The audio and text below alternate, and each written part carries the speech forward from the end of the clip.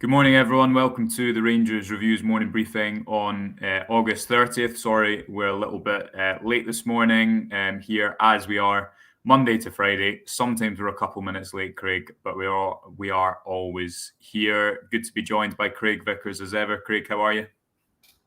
Yeah, I'm good as always. Even better on a match day, so got that to look forward to as well.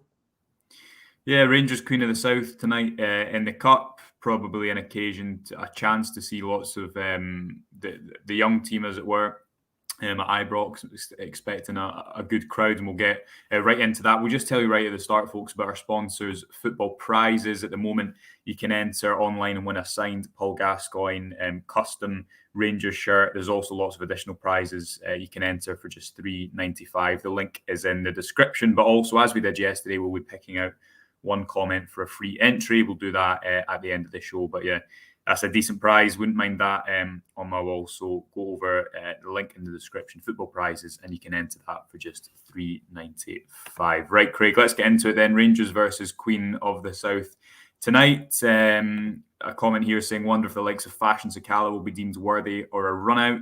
There's a lot of, I guess, questions to be answered in terms of who starts tonight, who starts through the middle. Is it going to be as much as 11 changes, given Van Bronckhorst only made one at the weekend? How many changes do you think he'll make? Do you think we're going to see, 3, 4, 5, 6 players from the B team from the start, or is it going to be a more hybrid between more regular players and those that haven't played as much? Yeah, I think it'll be more of a hybrid. I think there's some B team players that Gio sort of name checked in his pressers recently, like Adam Devine, and obviously we've seen Leon King as well at the weekend for 45 minutes. I think he even name checked Robbie Ure as well. I think he was in the squad for the PSV game. Yeah, he was. Yeah.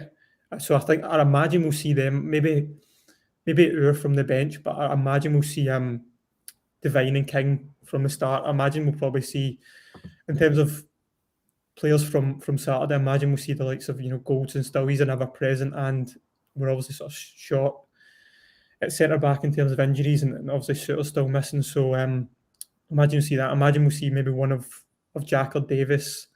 Further ahead, imagine we'll see Arfield, because I think he's a sort of favourite of Gio's, and he seems to trust him very, very much. And looking up front, it's probably the debate is who's going to sort of lead the line. Obviously, we've got sort of short in the striker position as well, and do you want to risk Cholak with Saturday in mind? And does Sakala come in? And if he doesn't, then where is his future? If he can't get a start against Queen of the South in the League Cup, then what is the point in sort of holding on to him, especially when there has been sort of reported interest in him? So yeah, I imagine maybe we'll see as well Matondo on the right. So yeah, I imagine it will be a sort of hybrid between some players that maybe haven't played a ton, ever presence, maybe like Goldson, and then a couple of the B team guys, which is always exciting to watch.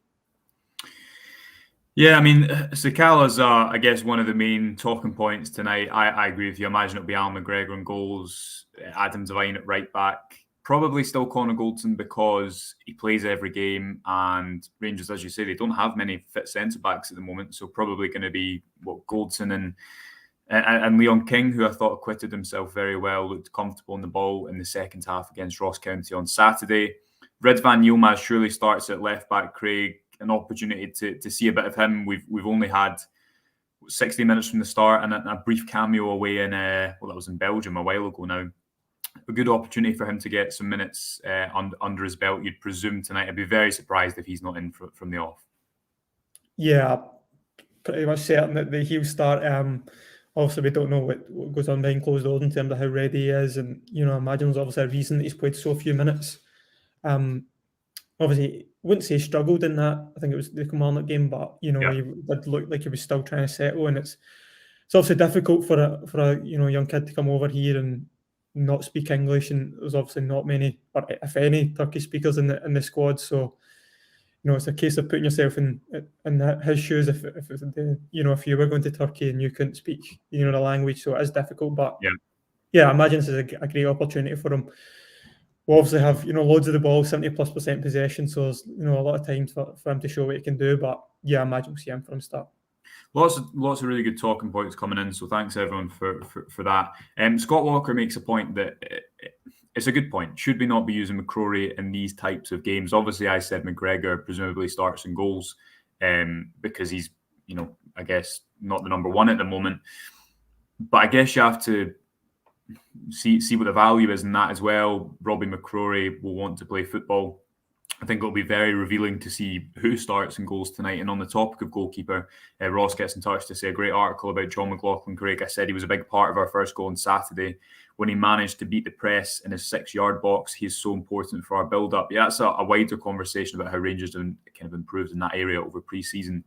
Specifically looking at the goalkeeping position, Craig, that goal that Rangers scored, it was the first goal on Saturday. You can read about that on the website. Who do you think starts in goal tonight? And maybe just elaborate a little bit for those who haven't read the article and on just what McLaughlin is bringing at this stage of the season in terms of beating the press. Yeah, well, in terms of tonight, I imagine it will be Alan McGregor, which, I do agree that it does leave McCrory in a slightly awkward position in terms of, where does his minutes come from if it's not in these games. But at the same time, we do have three, pretty decent goalkeepers, so it's obviously difficult to get minutes for all of them. But yeah, I imagine it'll be McGregor, and maybe there's a conversation in a couple of days, especially with deadline day coming, in terms of, what do you do with McCrory? If a loan offer comes in, if a permanent offer comes in, does he want to spend the next 6 months until January not playing any games? It's a sort of debate for another day maybe. But yeah, in terms of the build up, yeah, what I was writing about, first goal especially on Saturday, in terms of what McLaughlin brings us. You see it obviously with Ross County pressing high, and the attacker sort of continues his press after hurrying Goldson, and McLaughlin does really well to sort of evade it, pretty nimble footwork, and then sort of slides a risky pass into Malik Tillman, but Tillman does well to spin, use his body well, and then suddenly we're up the other end of the pitch and the goal comes. So I think you even see it for the fourth goal. I noticed that as well, and just his comfort and being able to use him as a spare man. I don't think you really got that with McGregor. So he does just add another layer, and I imagine that was a big driver for Gio when he was sort of deciding which goalkeeper is going to be number one this coming season. I know there was a lot of debate last season about McGregor and his ability to come for crosses, and maybe his shot stopping had declined slightly, but I think more than anything what was driving the decision was McLaughlin's covering his feet. And I think even Gio sort of alluded to that in pre-season, that he wanted to evolve how Rangers built up play. He felt that was the next sort of stage in the development. So I think these opening weeks, I think you've seen it. Obviously a lot of teams aren't going to come and press Rangers relentlessly for 90 minutes, but teams do come and they will press Rangers in spells. I think even saw that with Ross County, and being able to play through that is a big beneficiary. So yeah, hopefully we see more of it, because I think that McLaughlin was really good in that regard on Saturday. Yeah, and for me, it's an important point to raise, because look, Ross County, who else has come to Ibrox this season? Kilmarnock and St Johnstone. They'll all come with a similar aim, which is, they're not going to dominate the ball. They're going to have fewer chances, and they have to try and win the game. But they're not always going to try and do it in the exact same way. The low block that Livingston put in against Rangers after they went ahead on the opening day of the season, and it's not criticism, fair play to them. That's different to the way that Ross County set up at Ibrox at the weekend, or the way St Johnstone did a couple of weeks before, or the way Kilmarnock did as well. So there's lots of different variations of the way that teams will try and stop Rangers. And I think it's been interesting to see how Van Bronckhorst responds to that. So against St Johnstone, they only had 2 central midfielders. John Lundstrom got pushed up, and he was the free man constantly. Instead of sitting in front of the defence as he did at the weekend, Ross County tried to man mark in places and then let the centre-backs go forward with the ball at the weekend. So what did Rangers do? So fluid. You had James Tavernier in the middle at points, pinging the ball out constantly to the wingers, creating 1v1s. And as you highlighted on the website yesterday, Craig, Kent enjoyed one of his best kind of afternoons attacking his marker. In the last kind of year, wasn't it, with his dribble success rate, I think, relative to the volume of dribbles he was attempting. And that's why, for me, the goalkeeping, a goalkeeper's ability on the ball is so important, because in minutes like that, when Rangers have an opportunity to open up a team from the back, McLaughlin possesses the ability to do that. So I think the way that teams are trying to stop Rangers, we wrote about that last season, and we'll do that again, because it's something that I think is worth highlighting, particularly when, as I say, it's not always the same method that teams are attempting to get the same result. And as you say, I think it'll be revealing to see who starts in goals tonight. William says more likes, please. William, I completely agree. with that. Thanks for drumming us up. Please do like and subscribe on YouTube if you haven't already. Next talking point, Craig, fashion Sakala. Matthew Ross says, I'd love to see Sakala, presumably tonight. He means he gets a tight deal sometimes because of his end product, but he was in double-figure goals mostly from the bench last season. Sakala's an intriguing one because he's not played, I think, has he played any competitive minutes this season? He obviously came on against PSV for the last couple of minutes, but there you go. Okay, yeah. Apart from that, I don't even know if he touched the ball because it was so late on. You presume that he has some sort of a role to play because he is still at the club. But it has been quite noticeable that he's not been coming on when Rangers have been 3 up. And I kind of think that Matondo might start from the left tonight, Craig. I'm not entirely sure. I think he's looked more comfortable from there. From the right-hand side, perhaps he'd be more comfortable if he's pinned to the touchline more, but we've seen him kind of play that narrower position. Do you think Sakala plays tonight? Could he play through the middle? Because we haven't really seen that work on the Van Bronckhorst yet, have we? No, we haven't. And I think his quotes recently, I think they were a couple of weeks ago when he said that when obviously Gerrard bought him, Gerrard said to him that he was coming in to be a central striker. And then when Gio came in, I think Gio sort of point blank told him, look, you're not going to be my striker because you're not tall and you're not physical. So, it is revealing, but it is so strange that he's just sort of dropped off, because I think even towards the end of last season, and I know Rangers had fewer bodies, and I know they were juggling obviously the Europa League run, but he did have a sort of strong end to the season. He saw, he scored obviously against Celtic, and he plundered a few goals at home domestically as well towards the end of the season. He's also involved in the winner in the semi-final. So yeah, it's a strange one, because if he doesn't play tonight or he doesn't start, maybe he'll get 20 minutes. But even if he comes on for the second half of the last, I don't really see what the merit in keeping him was. So we don't know if there was a concrete bid, but we do know that there was reported interest, in him. There was obviously wide reports about, maybe obviously Vincent Kompany at Burnley, and obviously he'd seen him when he worked at Anderlecht over at Ostend. So, if he isn't playing these games, then I'm not sure what merit there is in sort of keeping him, but at the same time, he does seem to have, fallen off. And I do understand that, he isn't a perfect striker. He's not a manager's dream, because he is sort of off the cuff, and even going forward, you never really know what you're going to get. He takes lots of shots, and he can kill a lot of attacks. And I think defensively, I wrote about in the summer, in terms of, he doesn't offer a great deal defensively. He is energetic and he can press, but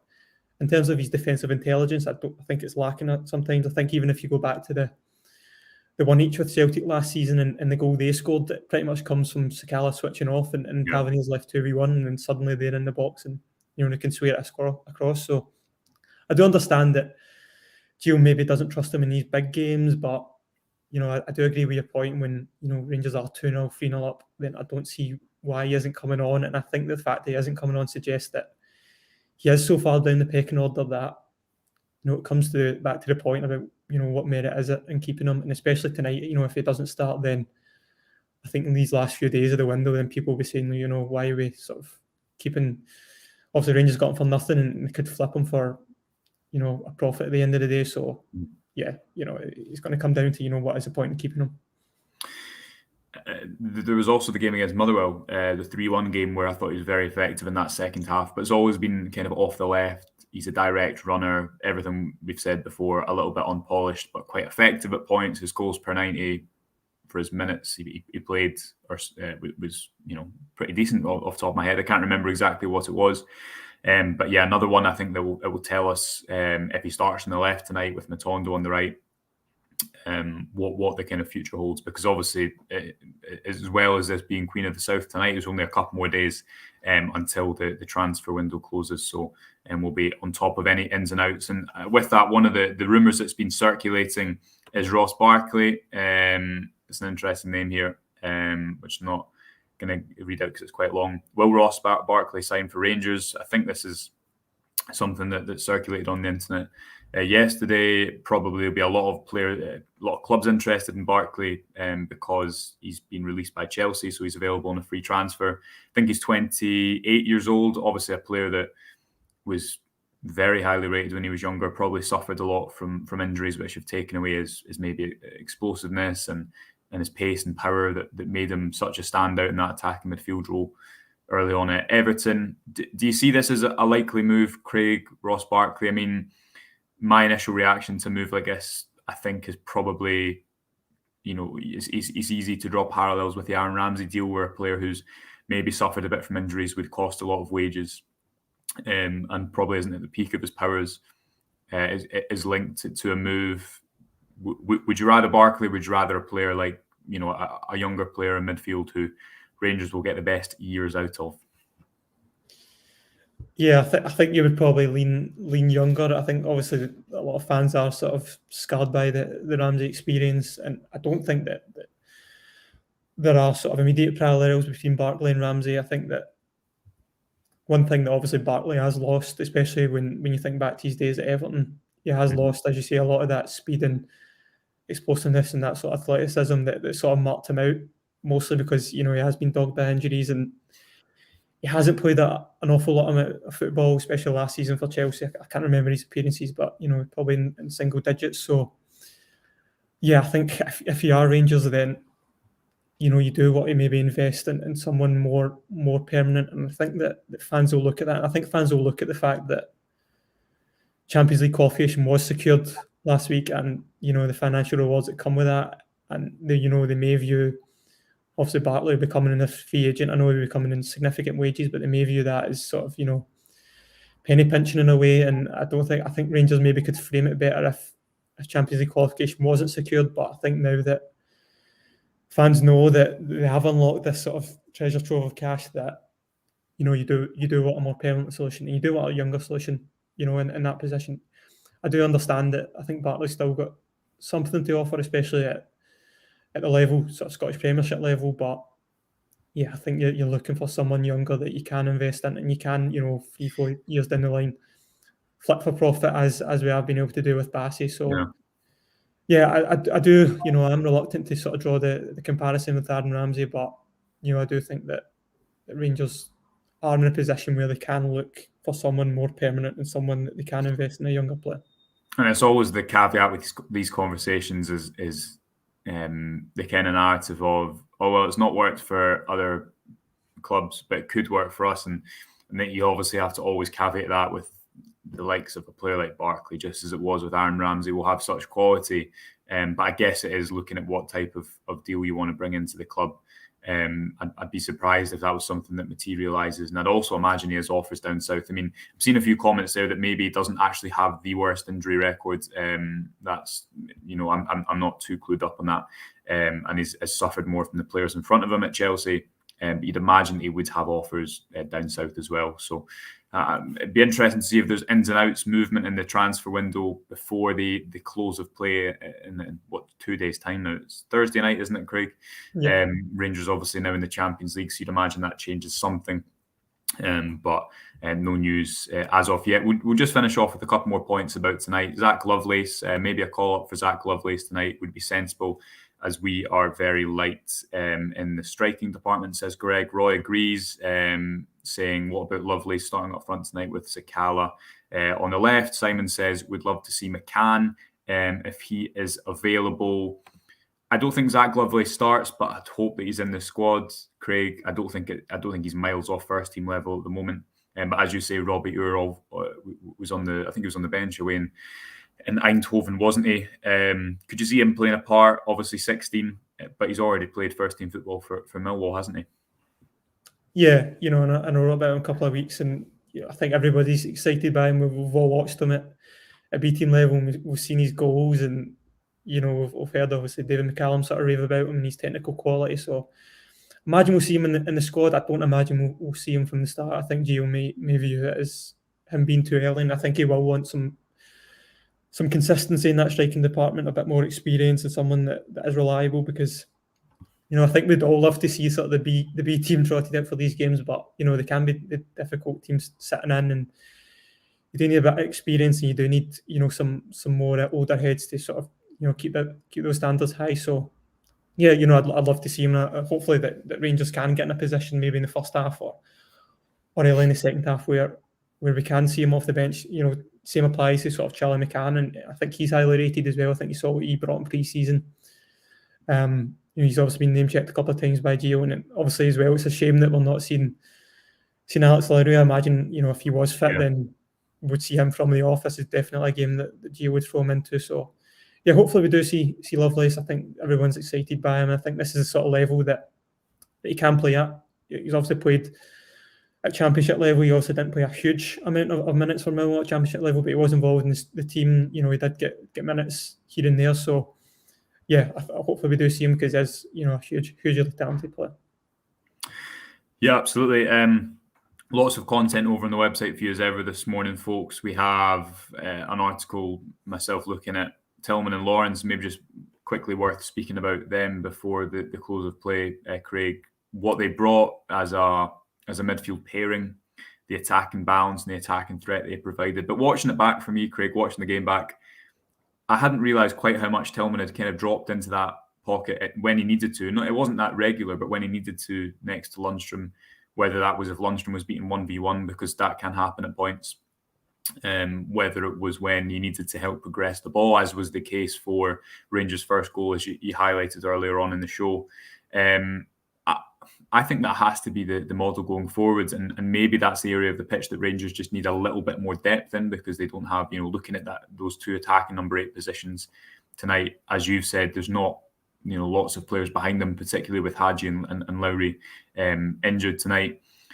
But it looked to me like this is this type of football that Van Bronckhorst wanted to play when he came to Rangers, with a fluid attacking midfield, 2 players that could go beyond. And I think that Tillman and Lawrence probably just give you that. They allow you to play that way, in a way that the players that Van Bronckhorst had in that position last season didn't. And Lawrence has impressed me for a number of reasons, but one of which is he's much more versatile offensively than I thought. He can go beyond and stretch the game. He can take it into feet. He can make late runs. Clearly an intelligent player who can combine with his teammates. And I think everyone knows by now what a talent Tillman is, but it's a different performance from him at the weekend. He's played tucked in off the right against USG. He's played off the striker domestically. Then he was playing that kind of hybrid role between Lundstrom and Lawrence. Do you think that's a midfield that Rangers need to go with in the majority of domestic games, Tillman, Lawrence and Lundstrom at the base? Yeah, 100%. And I think you make a good point about depth as well, especially the last few days coming up to the transfer window.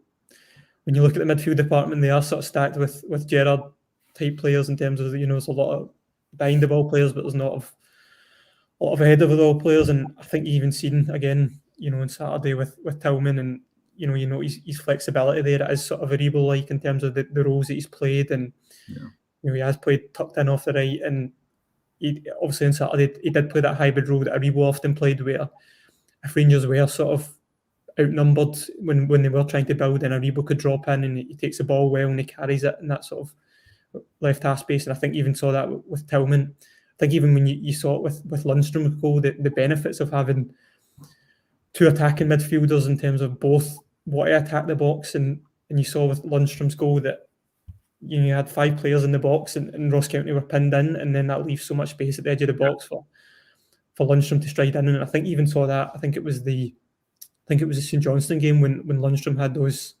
I think he had like a crazy amount of shots. 6 shots.